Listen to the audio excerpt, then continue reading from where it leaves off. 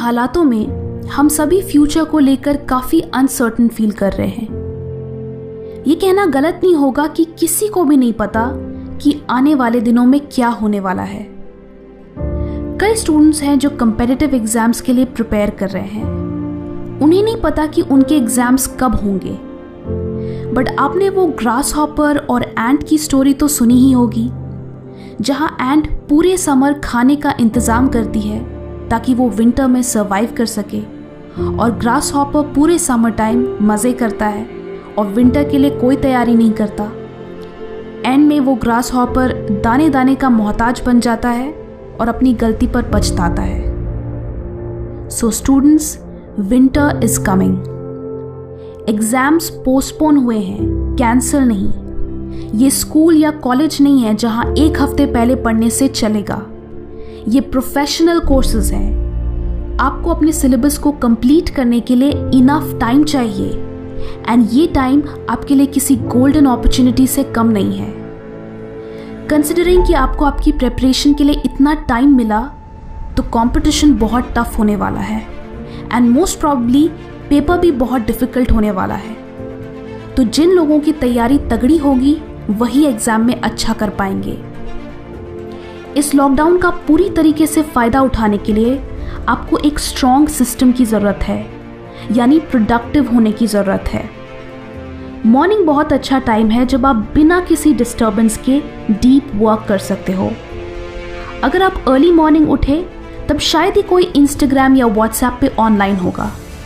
आप आराम से पूरे फोकस एंड कंसंट्रेशन के साथ अपनी पढ़ाई कर सकते हो।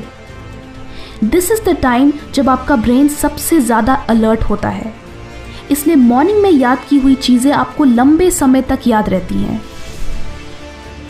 जब मैं अपने एग्जाम्स के लिए पढ़ती थी तो मैं हमेशा सुबह उठकर अपने कैलेंडर में प्रीवियस डे की पढ़ी हुई चीज़ें मेंशन करती थी। इससे सुबह मुझे एक एक्स्ट्रा मोटिवेशन मिलता था कि आज भी मैं अपने सारे टास्क कंप्लीट करूंगी। मंथ के एंड तक मेरे कैलेंडर में मेरी पूरी प्रोग्रेस रिफ्लेक्ट होती थी, जिससे मैं 3 चीज़ें ट्रैक कर सकती थी। नंबर 1, मेरी प्रेपरेशन कितनी फास्ट या स्लो है। नंबर 2, कौन से सब्जेक्ट्स सबसे ज़्यादा टाइम ले रहे हैं। एंड नंबर 3, कि मैंने 1 महीने में एग्जैक्टली कितना कुछ अकॉम्प्लिश किया। ऑफन हम एग्जाम्स की तैयारी करते वक्त खुद को अप्रिशिएट करना भूल जाते हैं कि हमने कितना सारा पोर्शन कंप्लीट कर लिया, बिकॉज हम इस पे ज़्यादा फोकस करते हैं कि दूसरों ने कितना पढ़ लिया एंड हम अभी भी कितने पीछे हैं। बट अगर आप अपने प्रोग्रेस को ट्रैक करें, देन यू विल रियलाइज कि आप कितने कंसिस्टेंट हो, एंड वो आपको आगे भी और अच्छा करने के लिए मोटिवेट करेगा। जब भी आप अपनी पढ़ाई स्टार्ट करो, देन उस दिन के लिए कुछ टारगेट्स रखो कि आज मुझे ये टॉपिक्स कवर करने हैं। That will build some pressure, and अगर आप 100% नहीं तो उसका 70% या एटलीस्ट 50% भी फिनिश करोगे, जो फिर भी कुछ ना करने से तो बेटर ही होगा। एक और चीज़ जो आप यहाँ कर सकते हो कि आप अपने एवरीडे टारगेट्स अपने मॉम, डैड या ब्रदर, सिस्टर को अर्ली मॉर्निंग टेक्स्ट कर सकते हो। इससे 2 चीज़ें होंगी। नंबर 1, जब आप उनको अपना वर्ड दोगे कि आज के मेरे ये टास्क हैं, तो वो एक कमिटमेंट बन जाएगा, एंड फिर आप उसे फुलफिल करने के लिए एक सिंसियर एफर्ट दोगे। नंबर 2, ये इस बात का भी ट्रैक होगा कि जिस वक्त आपने वो मैसेज सेंड किया उसी वक्त से आपकी पढ़ाई शुरू हुई। So now you can also track कि आप एग्जैक्टली कितने बजे से पढ़ना शुरू कर रहे हो। जो स्टूडेंट्स सिर्फ हार्डवर्क करते हैं वो अक्सर पीछे रह जाते हैं, बिकॉज टॉपर बनने के लिए आपको स्मार्ट वर्क करना होता है।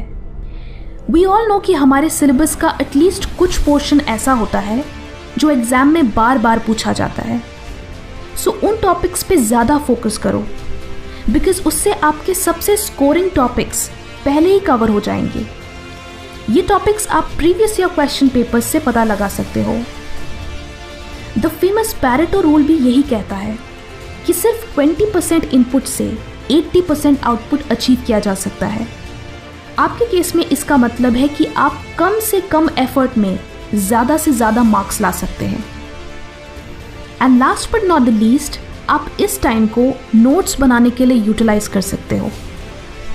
कई स्टूडेंट्स नोट्स बनाते वक्त पूरी बुक को अपनी नोटबुक में कॉपी पेस्ट कर देते हैं, जो कि बिल्कुल गलत तरीका है। जब आप नोट्स लिखते हो तो उसका बेसिक पर्पस ये है कि आपको वो इन्फॉर्मेशन याद हो। अगर आप पूरी बुक ही कॉपी कर लोगे तो आपका ब्रेन इतनी सारी इन्फॉर्मेशन याद नहीं रख पाएगा। आपको अपने ब्रेन को हेल्प करना है ताकि वो एटलीस्ट कीवर्ड्स याद रख सके। So just right the keywords. इससे आपको सिर्फ इंपॉर्टेंट चीज़ें ही याद रखनी होंगी एंड साथ ही नोट्स लिखने में ज़्यादा टाइम भी कंज्यूम नहीं होगा। इसे कहते हैं स्मार्ट वर्क। अगर आप चीज़ों को लॉन्ग टर्म के लिए याद रखने में स्ट्रगल करते हैं देन आपको एक इफेक्टिव नोट टेकिंग सिस्टम की ज़रूरत है, जो मैं आपको एक अलग वीडियो में एक्सप्लेन करना चाहूँगी। सो कमेंट्स में बताएं कि क्या आप how to make effective notes पे वीडियो देखना चाहेंगे। वीडियो अच्छी लगी तो लाइक करें एंड बहुत अच्छी लगी तो शेयर भी करें। Thank you and stay focused.